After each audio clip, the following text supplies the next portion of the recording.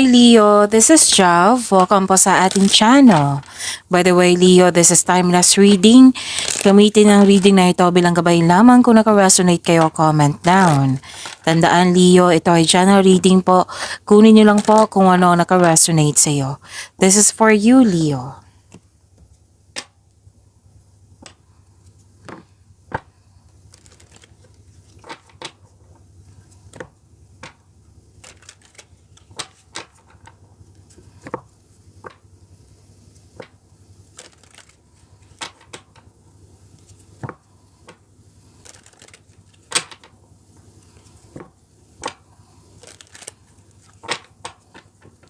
Para po ito sa iyo, Leo.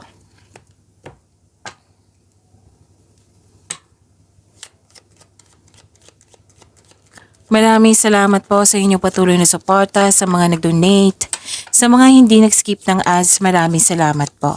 Sa mga hindi pa nag-subscribe, subscribe na po kayo at click bell notification para malaman nyo na may bago tayong video. Para sa mga gustong magpa-reading, comment po kayo ng personal reading. Again, comment kayo ng personal reading and check my reply sa comment section.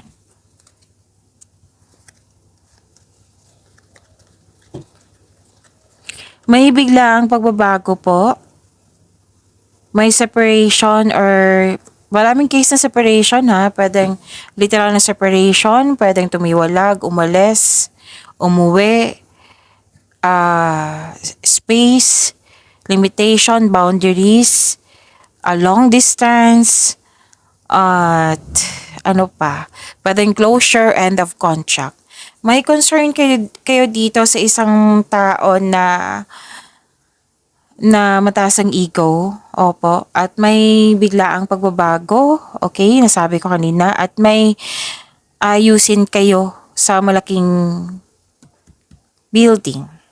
May dumating na news or information or opportunity na bibigyan mo siya ng agarang aksyon o reaksyon, at pwedeng kayong bisita ngayon or nakatanggap kayo ng bisita, may recovery, may nagkaroon ng time sa nature, nag-grounding, nag-meditate, at personal development and spiritual evolution.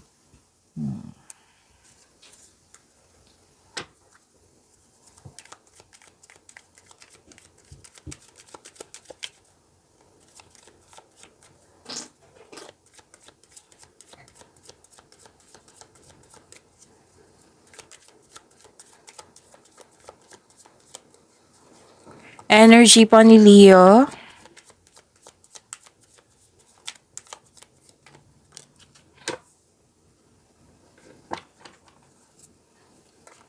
Okay, dalawa po ito, kunin ko na.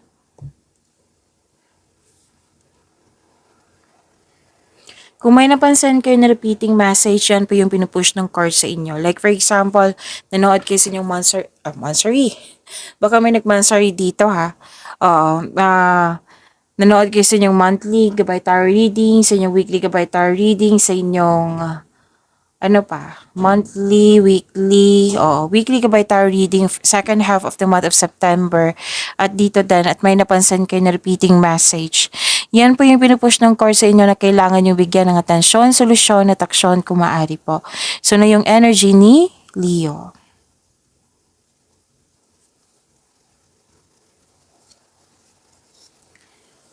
You are very inspired. Marami kayong ginagawa ngayon. Nagbigay ka ng aksyon, nag-initiate ka, nagkaroon po ng new beginning. So isang importanteng simulain, pagsasapalaran, pagpaplano. Posibleng may dumating na isang bagay or isang tao or isang sitwasyon na mas naging inspired ka. Okay? So this card tells you na may bagong proyekto, pwedeng paglalakbay ito, pagsisimula ng koneksyon sa isang tao, relasyon ba, pagsisimula sa trabaho, negosyo ba. So this card asks you to stay open sa mga signs na bigay ni universe and take action when they appear. So may chance kayo maglakbay sa malayong lugar or abroad ito or uuwi kayo ng Pilipinas at mag-abroad ulit. At may exciting na ganap exciting na opportunity na bibigyan mo talaga ng aksyon, which is sinabi dito kanina. So, nag-clarify po siya. Kung ano man tong gagawin mo, may potential po siya na magkakaroon siya ng growth and expansion.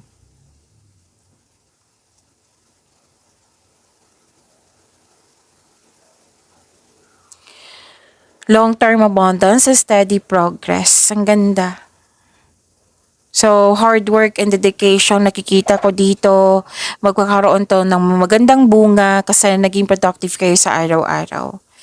At mag-build kayo ng konkretong plano para maiwasan yung pagka-burnout po at maging matagumpay yung mga ginagawa mo.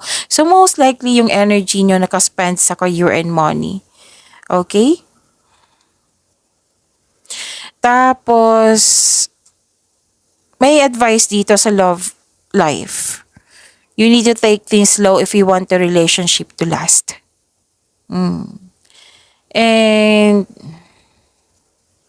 okay, mukhang naiinip kayo dito. Sabi ng yung card, kailangan mo ng mahabang pasensya at magtiwala. Kasi yung mga ginagawa mo dyan, na naging productive kayo sa araw-araw, mag-harvest kayo. Malapit na kayo mag-harvest. Kailangan mo lang panatilihin na maging mapagpasensya and be realistic about your expectation. So, claim itong long-term abundance po. At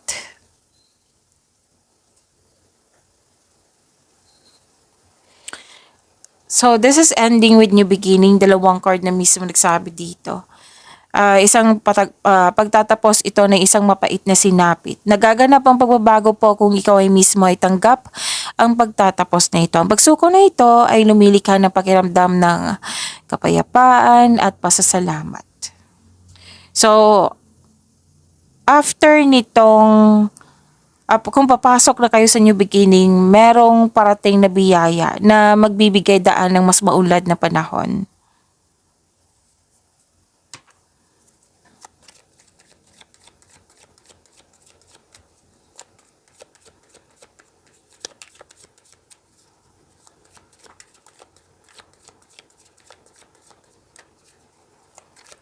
Career and money po ni Leo.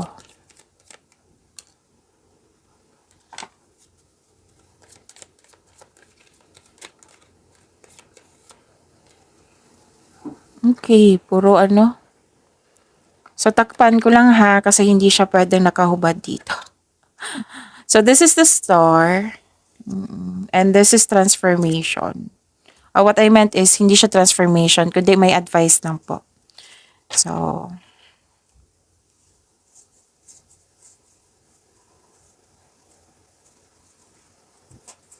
Leo, this is money luck. Opo. Kung may nangyari sa nakaraan na nagkaroon ng loss of things or loss of opportunity, babawi kayo ngayon. Lalo na sa money. This is money luck, L-U-C-K. So, may hope and healing, may unexpected help. Yes.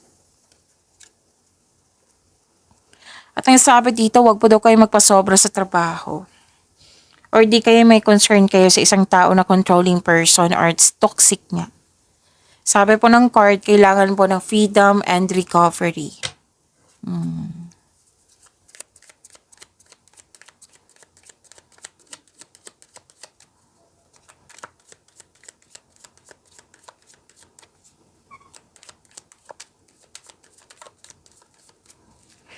Love life, self-love, partnership, and romance ni Leo.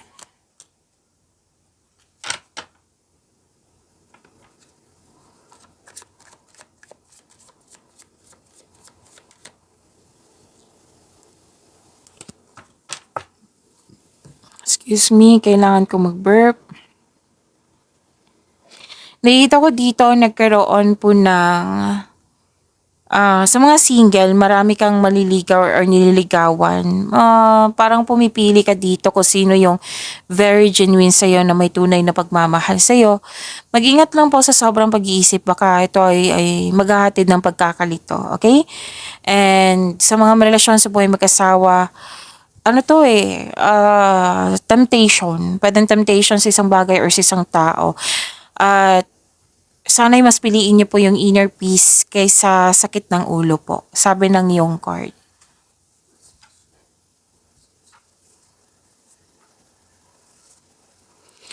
Nakikita ko dito na sa mga single dyan na stuck kayo sa nakaraan, so kailangan pong magkaroon ng kailangan po dito ng forgiveness. Single ka man, may relasyon sa buhay mag-asawa. Na-stuck kayo sa mga nangyari sa nakaraan eh. So, forgiveness ay kailangan po dito. Forgiveness and free yourself.